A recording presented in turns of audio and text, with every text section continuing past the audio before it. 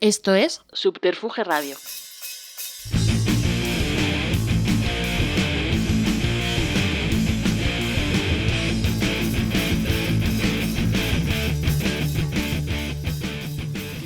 Buenos días, bueno, bienvenidas y bienvenidos a una nueva y especial entrega de Simpatía por la Industria Musical, siempre bajo palio digital de Subterfuge Radio. Intercambiamos el habitual estudio Alfonso Santisteban de la calle Almirante por la Serrería Belga. Durante estos días estamos celebrando Estación Podcast, este acontecimiento que hacemos alrededor del mundo de la creación del audio, en el que convertimos este espacio tan maravilloso en un plató donde que durante 5 días pues, grabamos contenidos para su uso y disfrute posterior. Así que nada, muchísimas gracias a los que habéis venido. Habéis salido a estos 33 grados de calor a la calle para compartir con nosotros un rato que se me antoja para mí de manera muy especial. Bueno, hay gente de la industria que llega desde los despachos, últimamente ya desde las aulas incluso. Y luego están quienes llegan desde la pasión, desde una furgoneta, desde un escenario, desde una sala pequeña, desde una gira alimenticia y siempre con una presente obsesión absoluta por la música. El invitado de hoy pertenece claramente a esta segunda categoría. Empezó siendo músico en una de las bandas fundamentales de aquella efervescencia cultural de los 80, Los Negativos, cuando hacer música en España todavía tenía mucho de aventura, precariedad y romanticismo. Después vinieron las primeras giras imposibles, las salas de pequeñas dimensiones pero grandes carencias, los conciertos montados casi por intuición y el nacimiento de una manera muy personal de entender la promoción musical, cercana, apasionada y profundamente ligada a la cultura del directo. Desde la Iguana hasta la consolidación de Live Nation en España, ha sido testigo y protagonista de la transformación radical de la música en vivo en nuestro país. Pero por encima de cargos, cifras o estadios, hay algo que siempre sigue intacto en él, la mirada de alguien que ama profundamente la música. Y quizá por eso tantos artistas, managers y compañeros de profesión le respetamos y le queremos. Así que seguro que hoy vamos a hablar de oficio, de riesgo, de conciertos y de pasión. Un auténtico placer recibir hoy en esta entrega tan especial de Simpatía por la Industria Musical en Subterfuge Radio, dentro del marco de Estación Podcast, a la palabra y el testimonio de Robert Grima. Un aplauso.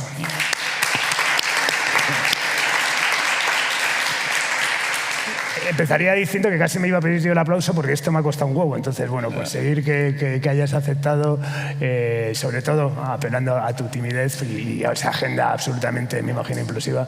Eso. Así que nada, te lo agradezco muchísimo y encima que hayas accedido en un evento tan especial para nosotros como es Estación Podcast. Bueno, Robert, naces en Barcelona, empiezas pues a disfrutar de la música allí. ¿Qué recuerdos tienes de esa Barcelona en la que te inicias como aficionado, como usuario de la música para el disfrute personal? Bueno, primero gracias por la presentación.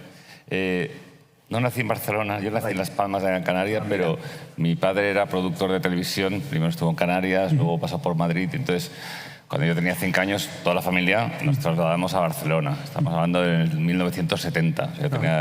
Soy el cuarto de 5 hermanos, todos chicos.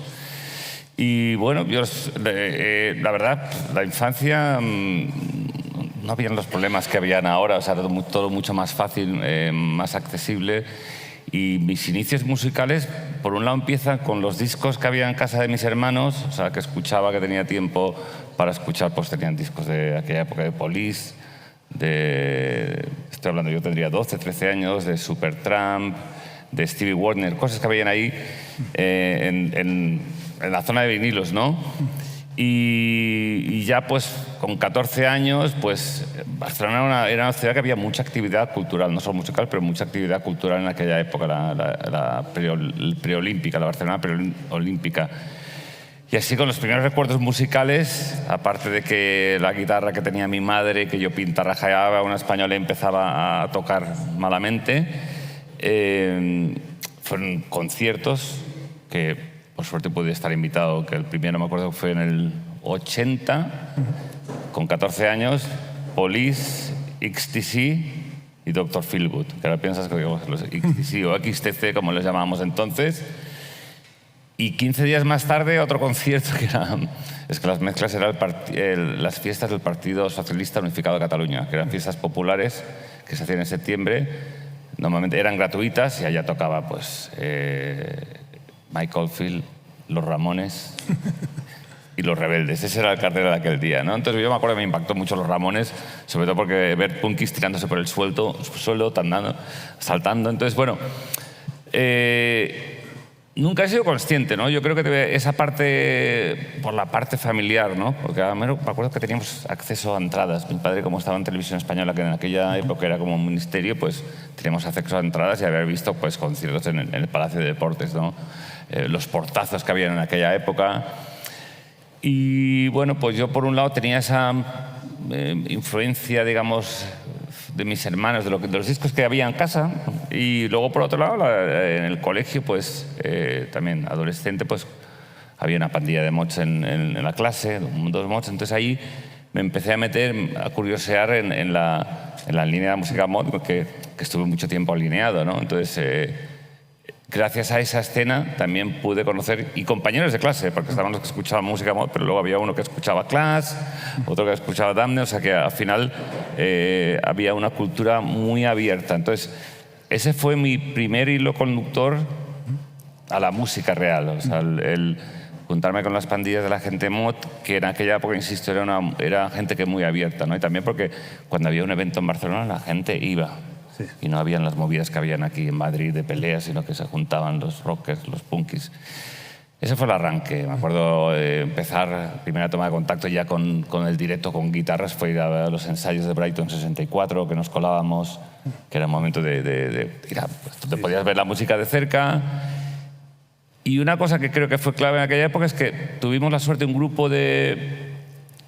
Éramos músicos, gente de la escena. Bueno, había gente que hacía música, había gente que hacía fanzines, pero encontramos un sitio que se llama Casal de Transformadors. Es una cosa que yo reclamo siempre, que era un casal de jóvenes, es como un centro cultural aquí. Y era un centro cultural que había un tipo, Joan Ventosa, que puso a disposición ese casal a la peña joven que había allá. Nos compró una mesa de 8 canales y ya pues era un espacio donde nos podíamos sentar, juntar, tomar birras, montar una radio, hicimos un fanzine y empezamos a autogestionar conciertos para nosotros y para otras bandas. O sea, ese fue como un poco el inicio de la toma de contacto con la música. Y luego un primer festival que se llamaba La Cresta de la Ola, que tocaba, que fue donde fue el primer concierto de mi grupo, Los Negativos. Éramos los Baby allá porque estaban Brighton, Los Novios, Woma 2, y yo tenía una banda que éramos todavía trío, que pues bueno, me llamaron un día, oye, pues estamos un guitarrista, yo tocaba un poquito, me junté con ellos y arrancamos así con el primer arranque con Los Negativos, y justamente en la Cresta de la Ola, en ese festival. ¿Os conocéis allí? Nos conocíamos todos de la misma escena pero fíjate que era mod, pero no era mod, porque había de todo tipo de gente que iba al casal. Entonces de ahí, pues... a Carles de Valentí eran una gente unos chavales de Guinardó, buscaban un guitarrista, conecté con ellos, empezamos a ensayar, arrancamos con Los Negativos en ese concierto que fue en el 84, en el concierto que montaba. Era el primer macro festival, bueno, vete a saber lo que era aquello, ¿no? Pero era un mercado mercado del peix, mercados de pescados, o sea, un mercado de... Y ahí arrancó, un poco sin planificar, nos gustaba... Pero era una escena muy anexionada, muy unificada, ¿no? Porque hablabas de Brighton el otro día, cuando puse que ibas a ser mi invitado, me escribió Felipe, sí. Felipe Fresón, dijo, le debo todo. Y dice, a él le compré la primera guitarra y gracias a él empecé. Él me compró una guitarra, al mismo tiempo Felipe era como un maestro mod para... un sensei para muchos de nosotros, ¿no? Porque era de los primeros mods allá, entonces... Sí, había una escena muy divertida. Entonces, bueno, arrancamos, yo digo, profesionalmente era tocando, básicamente. Nos autogestionábamos un poco ahí en Barcelona y luego ya tuvimos la suerte de tener una compañía que nos grabó. Entonces, todo esto, yo no tengo los timings muy claros, pero iba en paralelo a buscarte la vida, porque te tocabas pero no te ganaba la vida, tenías que buscarte la vida, ¿no? ¿Y fue rápido el momento que hacéis Negativos y se graba Picnic Caleidoscopio? ¿O? Pasaron 2 años. 2 años. Pasaron 2 años, o sea... ¿Y recuerdas el proceso, cómo llegó una compañía y ese momento, pues siendo unos chavales, ¿no? De repente, ostras, vamos a grabar un disco, ¿no? Bueno, nosotros hicimos una maqueta y entonces maqueta tuvo muy buena acogida en Diario Pop. Las cintas de Tulenso, ¿no? No, la primera maqueta era las 4 canciones, con Viaje al Norte, Moscas y Arañas. Bueno, se ha reeditado ahora en single. Y esa maqueta, que eran 4 canciones, tuvo mucho éxito en el Diario Pop. Entonces la ponían, nosotros la escuchábamos. Yo me acuerdo de meterme en casa todavía, en casa de mis padres todavía me metía en la cama esperando a las 12, Diario Pop, escuchar a ver si lo ponían. Y lo ponían muchas veces. Entonces eso creo que, bueno, Victoria Records, que era un sello independiente entonces, pues nos buscó. Grabamos el primer disco en Badalona con el mismo productor de la maqueta. Ahí, al principio teníamos libertad, básicamente, lo grabamos todos nosotros con la ayuda de Enrique Lindo. Y el primer disco salió en el 86. Desde que arrancamos el 84 hasta a grabar, pasamos 2 años en locales de ensayo y haciendo algún bolillo. ¿Y qué aprendiste siendo músico que te sirvió para luego como promotor? ¿Qué pretendía? ¿Qué aprendiste? Vamos a ver, sigo aprendiendo todavía, básicamente, ¿no? Yo creo que te da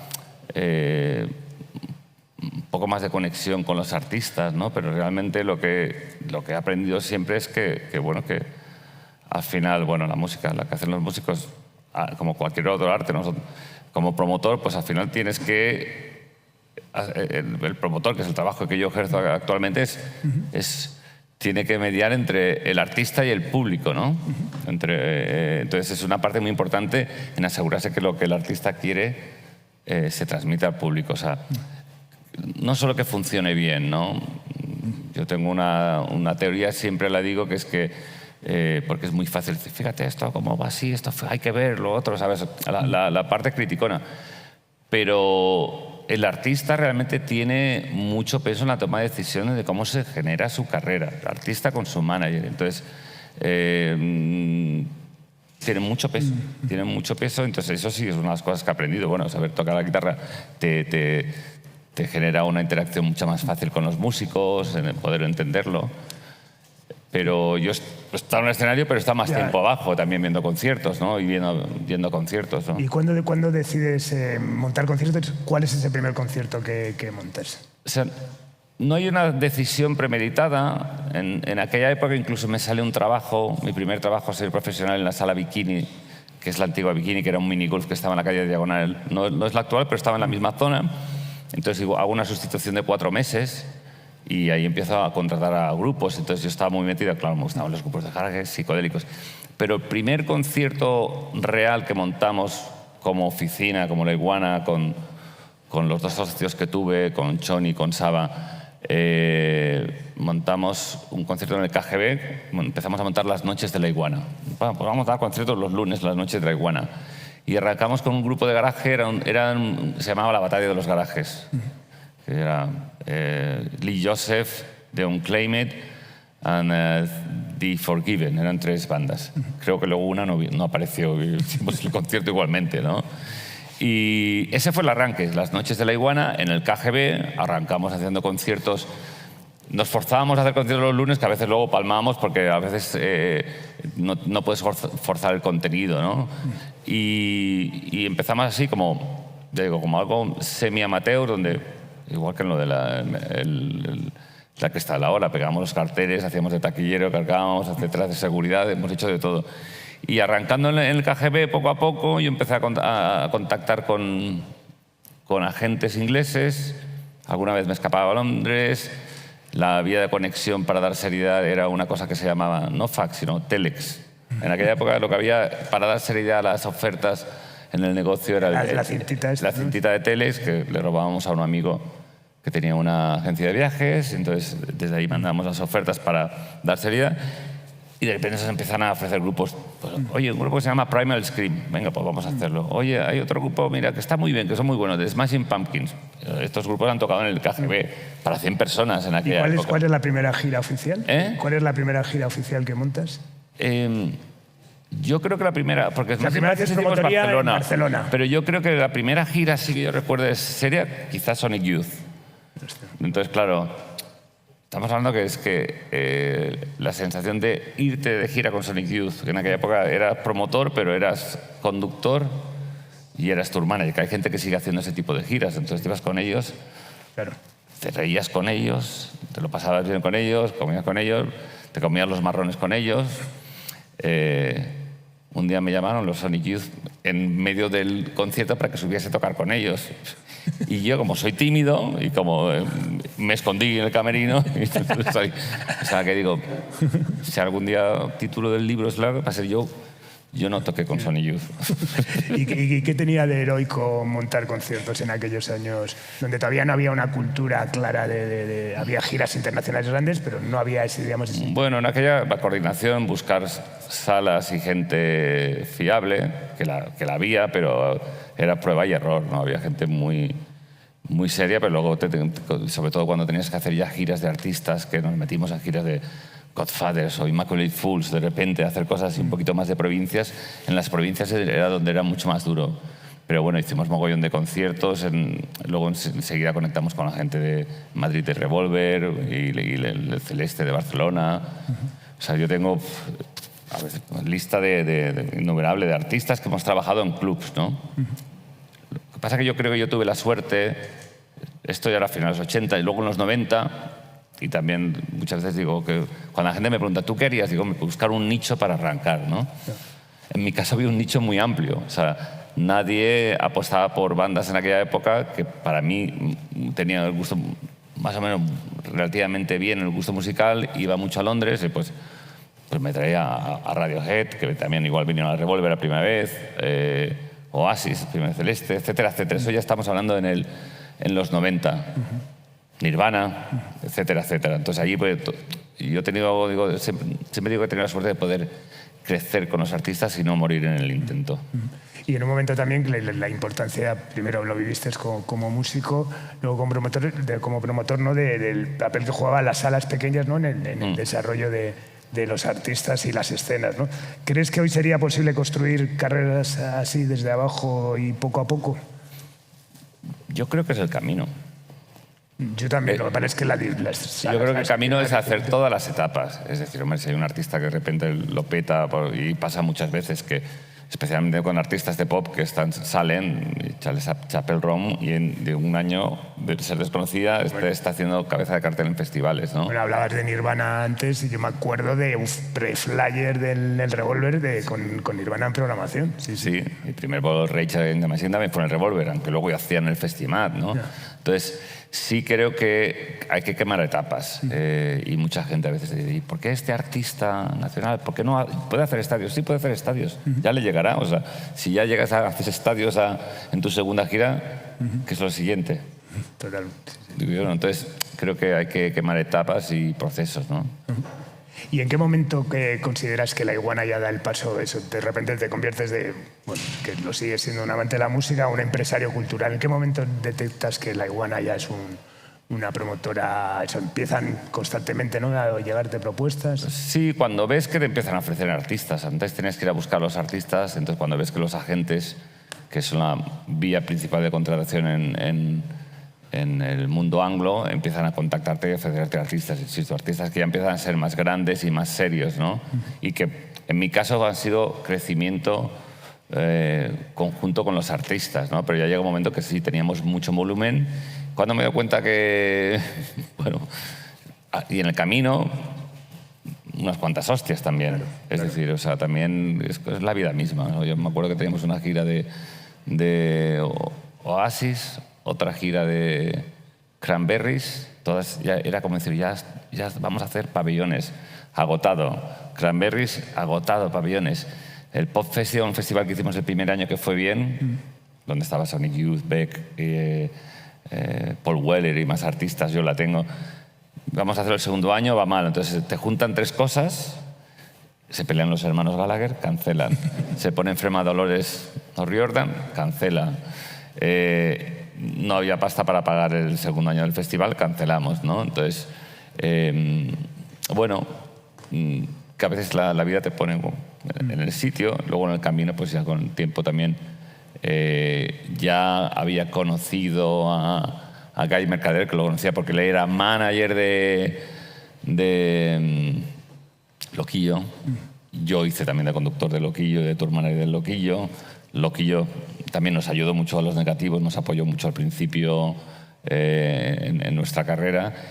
Y colaboramos con Nirvana en la gira de Nirvana, y entonces cuando, no sé si en la segunda o tercera hostia que nos pegamos, dijo, oye, ¿necesitas ayuda? Aquí estamos. Entonces vino una asociación que hicimos con Gamerco, que era una empresa suya, que de alguna manera a mí me dio músculo para seguir creciendo. Como Iguana, Iguapop, luego ya líos de marca, porque la marca estaba registrada Iguana Internacional, luego hubo un socio. Bueno, las cosas que pasan por el camino.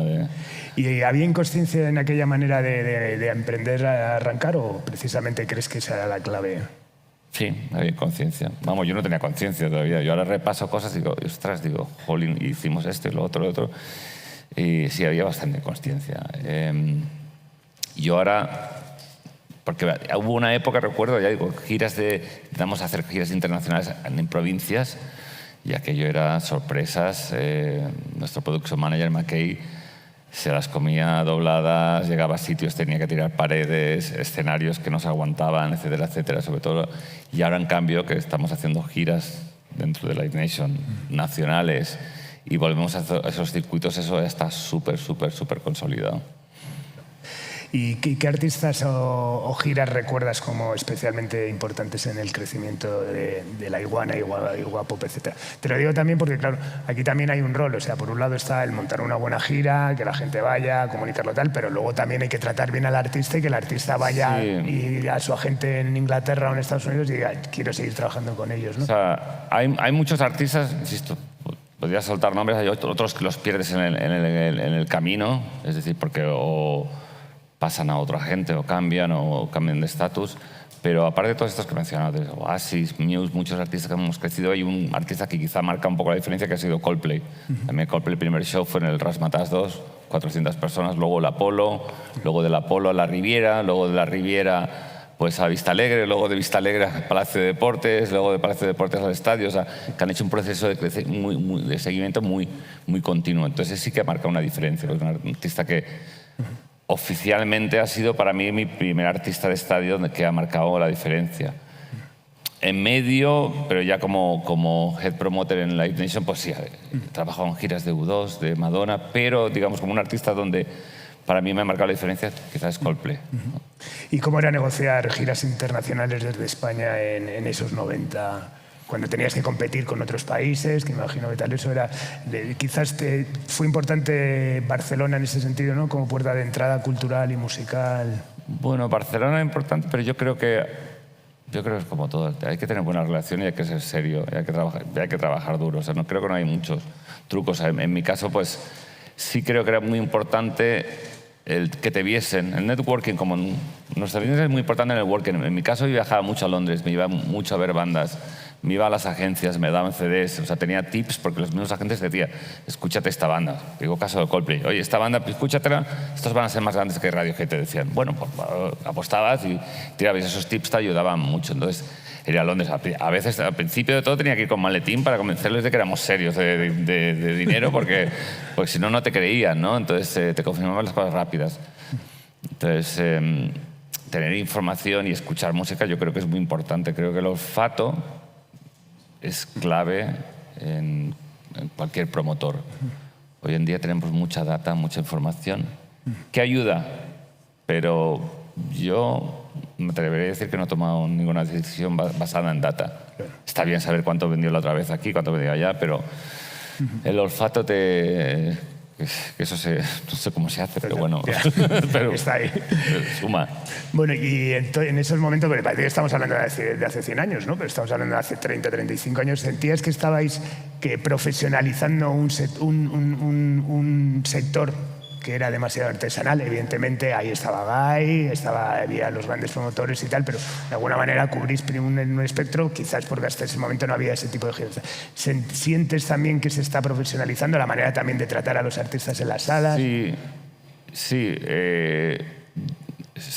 Ha cambiado mogollón. Es súper profesional. Ahora no estás sufriendo porque te llamen por un marrón que los pueden haber.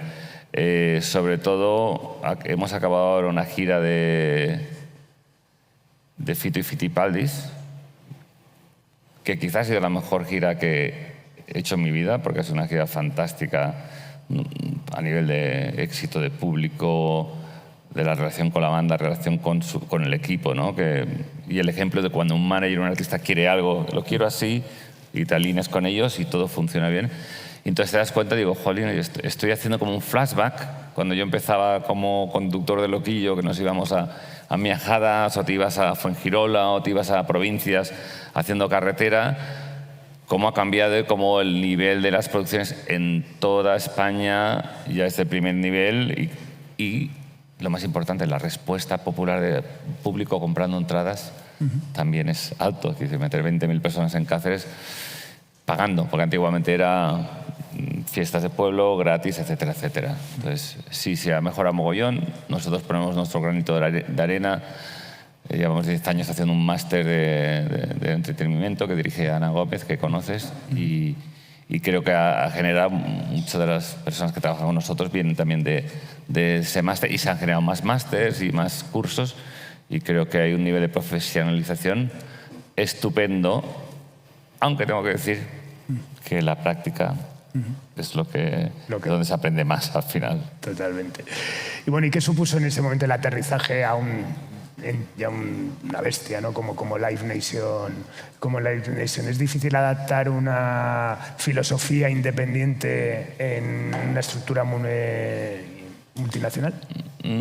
No, en mi caso no lo ha sido. O sea, te cuento, o sea, cuando se hizo la adquisición de diferentes promotores en cada país, lo que Live Nation, Michael Rapino en su día, lo que busca es el know-how de los promotores locales.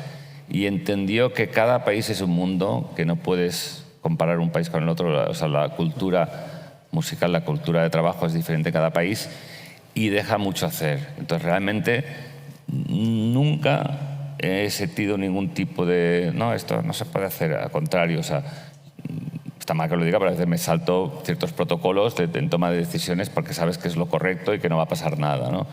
Y muchos promotores, recuerdo hace poco en una conferencia interna de la Nation, decían, bueno, es que nosotros somos nuevos, ¿y ahora qué hacemos? Y entonces, ¿cómo bueno ha cambiado? Digo, tú sigues siendo tú mismo, o sea, el valor es la persona, el trabajo bien hecho. Sí que es cierto que hay ciertos, llamemos toques administrativos, burocráticos, de compliance que tienes que respetar, pero mientras hagas bien tu trabajo, la cosa funciona. También es cierto que hay mucho más volumen porque actualmente nosotros trabajamos por contratación independiente, igual que negociamos con artistas españoles o agentes o artistas independientes e internacionales como Franz Ferdinand o Jamie Cullum, o artistas que hay una relación con el agente. Cada vez hay más giras globales que se cierran desde Los Ángeles, pero suelen ser artistas de arena para arriba, ¿no? Giras internacionales muy complicadas, porque me acuerdo escucharte una cosa hace 15 años, en el 17, no sé, 14, lo que fuese, que decías que ahora claro, antes un grupo quería salir de gira internacional y de repente pues tenía 12 países, ¿no? Claro, es que ahora ya hay 40 países, ¿no? Que hay festivales en 40 países, tal, esto. ¿Cómo se plantea cómo de repente pues, Live Nation o que sea dice separa el pastel mundial en...? Depende de la persona que está en Los Ángeles. Creo que también, de nuevo, creo que el artista tiene mucho que decir. Oye, quiero ir a este país, quiero ir a este país. Algunos utilizan la data de una manera u otra. Creo que lo bueno es que el mercado a nivel mundial está en expansión. Es decir, hay mercados emergentes desde la India o yo qué sé. Ahora mismo en Europa, Polonia es de los más fuertes. Y resulta que Pitbull hace aquí una arena, pero ahí hace un estadio o te mete 40.000 personas. O sea que hay artistas que no funcionan aquí, pero de repente tienen ciclos que pueden trabajar en otros lados, o en Asia, o en Latinoamérica, ¿no? Entonces, tienen espacio para alargar su proyecto y su crecimiento, pero al final... Sí, puede venir la mesa y decir, yo te propongo esto, esto, esto y esto. Pero vuelvo a decir, al final puede ir al artista y decir, no, pero yo quiero tocar aquí, aquí, aquí, porque tengo a mi primo aquí, o porque quiero cuidar a los fans de aquí. Vuelvo a lo mismo. O sea, gira Fito, hemos tocado sitios. ¿Y por qué vais a Ponferrada? Porque Fito quería tocar para el público que está aquí, no el que está en Galicia, pero como no podemos tocar aquí en León no hay sitio, pero oye, pues buscamos un punto medio, ¿no? O sea, intenta cubrir todo el espectro. Yo no hubiese ido a Ponferrada, pero hoy voy porque el artista quiere ir a esta ciudad y además funciona bien. O sea, tiene la información. O sea que... ¿Y cómo cambia la mirada cuando pasas de salas a grandes estadios, a grandes escenarios, a grandes eventos? Mirada, ¿qué quiere decir? Hombre, pues al final cuando organizabas una gira pequeña y tal, al final, bueno, tiene ese punto semi artesanal, ¿no? Sí. Y muy de do it yourself, tal. Mientras que, bueno, cuando ya tienes que hay como más actores dentro de... Sí, hoy hablaba con un amigo, abogado de la industria también, y decíamos, se ha perdido un poquito la artesanía que había anteriormente, en gran parte. Que existen las salas pequeñas, en los grupos pequeños. Cuando pasas a un nivel arena, los problemas son menores normalmente, porque tienes más recursos. Es decir, da más trabajo, a mí me da más trabajo cuando estoy trabajando en una gira de un artista pequeño o en un concierto de sala que en una arena, pero porque hay más recursos en general, ¿no? Y creo que a nivel de producción está mucho mejor estandarizado también, ¿no? Sí, al final, bueno, también nosotros también lo decimos en Subter, ¿no? Que al final te da el mismo problema un grupo pequeñito que al final que uno grande. Sí, el pequeñito está empujando, dando claro, la brasa. Claro, porque... sí, claro, y tienes que prestarle más atención, ¿no? Bueno, ¿crees que la pasión sigue siendo imprescindible en esta industria? Para mí sí. O sea, el olfato creo que es algo importante. La pasión controlada, es decir, no perder tampoco pasión, no confundir pasión con fanatismo, ¿no? O sea, pasión es que yo creo que a la gente que le gusta la música, y yo pues tengo la suerte de trabajar con la mayoría, todos los de mi equipo les gusta la música, joder, te lleva mucho más lejos, ¿no? Haces el extra mile, como dicen, de... Entonces, sí lo creo. O sea, sí es cierto que hay gente que llega en la industria y llega y dice, bueno, pues yo quiero ser ya jefe de esto, de tal y cual.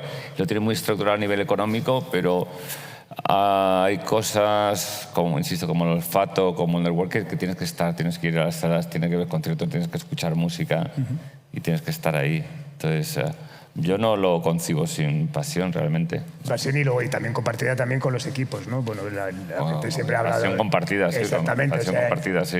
Es importante. ¿Cómo se gestionan esos equipos o cómo los gestionas? Y sobre todo hay un aspecto que yo lo he hablado muchas veces en casa también con Irene. ¿Cómo se habla de una gira como la de Bad Bunny sin que nadie se entere y no se filtre nada? ¿Cómo se mantiene esa confidencialidad? ¿Primero te enteras tú de qué va a pasar y luego va bajando de manera piramidal? Bueno, eso le tendrías que preguntar a Nacho, que está manejando la mayoría de las giras grandes. Pero, bueno, es muy fácil que hoy en día que se filtren las cosas. Sí. Y otras las cosas que también últimamente he comentado. Entonces, ya internamente, hasta nosotros cuando nos comunican giras grandes, nos dan nombres en clave. Entonces, va esta fecha para HJK o Eagle Dragon. Nacho tiene intuición, dice, esto ya es para ver, o ¿tú qué piensas que puede ser esto? Yo creo que es esto. A lo mejor tienes una conversación con alguien, nadie quiere soltar porque a veces se pierde el nivel de confidencialidad. Entonces, normalmente el promotor trabaja mano a mano porque al final hay que hacer scalings de ticketing, que bueno, los puedes estandarizar, planes de marketing que tienes que trabajar. Entonces, bueno, se va compartiendo. Creo que hay dentro de los equipos se comparte la seriedad y la confidencialidad. Entonces, no se habla, pero sí, cada vez la gente habla mucho. Entonces, reservas fechas para X artista, ya está hablando el recinto. Tengo 10 fechas reservadas para no sé qué, para... Entonces... se está peleando este con el otro y por eso lo hacen. Entonces, no sé, se montan a la gente muchas historias, la verdad. Bueno, echando la vista atrás, ¿qué concierto, artista te ha hecho sentir especialmente orgulloso? Me ha gustado mucho lo del último, ¿no? Que ha sido la gira de Fito, en la Lice, tal. Pero bueno, sí, seguro que hay algunas que han sido... Insisto en la de Fito porque ha sido para mí quizá la mejor gira que hemos hecho con un artista además nacional, y porque, insisto, transpira que cuando un artista y su manager El manager de Fito es de los más duros, pero sabe lo que tiene que hacer para proteger a su artista y lo que quiere su artista, que no es nada duro, que es blando, para eso tiene la combinación. Y al final dices, hostia, hemos afinado, hemos dado el servicio que queríamos, no sé, nos ha puesto los pelos de punta. Y yo no soy fan de la música de Fito como tal, soy fan del artista, de Fito y Fitipaldi, de los músicos, de la gente, y se te ponen los pelos de punta y dices, hostia, ahora entiendo por qué estamos aquí. Nadie se ha quejado, no ha habido ni una queja por parte del público, todo el mundo ha disfrutado y encima no lo hemos pasado bien. Esa ya digo, porque la tengo muy presente. Coldplay para mí es un artista que también, por eso, porque me recuerda el crecimiento desde abajo hasta arriba, ¿no? Luego hay artistas que voy y que me lo paso bien, como Jamie Cullum o Franz Ferdinand, que siempre que puedo voy a los shows, pero porque ahí ha generado una relación especial. O Paul Weller, ¿no? Que para mí Paul Weller, yo soy fan de los Jam y de Paul Weller, entonces poder haber traído a Paul Weller, conocerle, tener una relación personal, poder comer, hablar con él, hostia, es algo que disfruto. O sea, todavía disfruto de irme en ciertas giras, ¿no? Estoy intentando pasar más, porque es que hay muchas. Las de Oasis han sido divertidas, han sido un poco macarras. ¿Y cómo convive ahora la gira con los festivales? Esto es la vida, ya sabes, de repente todo esto así, ha habido una época, los festivales han estado aquí, eran prioritarios. Yo creo que ahora el público, en cierta manera, se ha cansado de los festivales, aunque creo que los buenos van a aguantar y prefiere pasárselo 2 o 3 horas bien con un concierto que no irse a un sitio lejos a ver muchas bandas. Entonces yo creo que ahora está en un momento más fuerte los conciertos de headliners o de propios que los festivales, pero creo que los festivales también son necesarios, sobre todo para exposición para artistas nuevos y porque también es divertido un festival, yo también me lo paso bien ahí. Pero bueno, está claro que estamos ante un cambio de ciclo, ¿no? Hay cambio de ciclo, pero es como todo. Luego vuelven a tomar festivales o habrán festivales tipo boutique que funcionan mejor. Yo creo que a la gente le gustan las cosas pequeñitas, más controladitas. Totalmente. Bueno, y mirando atrás, ¿qué le dirías al Robert que empezaba cargando equipos y organizando bolos imposibles? O sea, no sé qué me diría. O sea, yo lo que sí creo que... o sea, no hay nada gratis hoy en día. Creo que si tuviese que, pues, mirando atrás o dar un consejo a alguien, creo que hay que trabajar duro, que esto es una carrera largo recorrido. Mucha gente que parece que la música es algo muy, muy, muy bonito, muy especial. Yo no me arrepiento de nada. Creo que una de las cosas que funciona es ser claro, honesto con la gente, con los agentes, con los artistas y hacer networking, pero estar en los sitios, show up, estar en los sitios y siempre dar el 110%. Que eso creo que eso te lo da la pasión. Cuando estás apasionado lo das, a pesar de que te puedes contra un tío borde, pero hay que dar el 110%. Sí. Bueno, te vas justo ahora a Barcelona, empieza la gira en España de Bad Bunny, el que es el artista global más grande ahora mismo a nivel mundial. Ha sido complicado el premontaje de todo este, de traer a alguien que tiene también ya tanto de mediático, de repente la presión de la Super Bowl, todas estas cosas. A nivel de producción, yo creo que, vuelvo un poco a lo que decía, cuando hay medios es más fácil sacar los proyectos adelante porque no se escatima en nada. La parte mediática es muy intensa, o sea, hay más presión mediática que otra cosa. Entonces, cosas raras, o sea, es business as usual. O sea, creo que también no lo estoy sufriendo yo, es Nacho quien está manejando y sé que el mundo latino es, ¿cómo decirlo? Es un poco más correoso que el anglo puro, que son más cuadrados, y los latinos somos, ahora voy, ahora vengo. Un pasito para atrás y otro para adelante y por el camino me entretengo, pero bueno. Bueno, ¿qué concierto te hubiese gustado montar y por circunstancias ya es algo imposible? A ver, fíjate, yo no digo de montar. Disfrutar, porque cuando montas un concierto no disfrutas tanto que cuando vas a ver un concierto. Aretha Franklin, por ejemplo. Es un concierto que me hubiese gustado ver a Aretha Franklin. Bueno. He tenido la suerte de ver a Curtis Mayfield, he tenido la suerte de ver a Michael Jackson en su época, he visto a Stevie Wonder. Y uno de los momentos más mágicos es un día darle un abrazo a Stevie Wonder, encontrando en una fiesta. Por eso doy la gracia a este negocio. Un día me lo encuentro, te puedo saludar, y le di un abrazo, y aquel día dormí como un niño chico, la verdad. Y sí, Aretha Franklin es artista, creo que se gusta ver.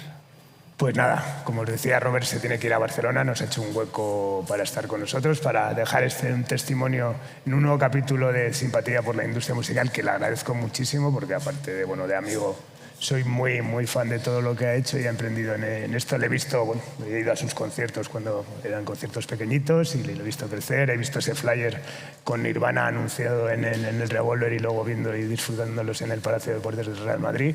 Así que nada, respeto absoluto y por mi parte un aplauso gigante para este tío.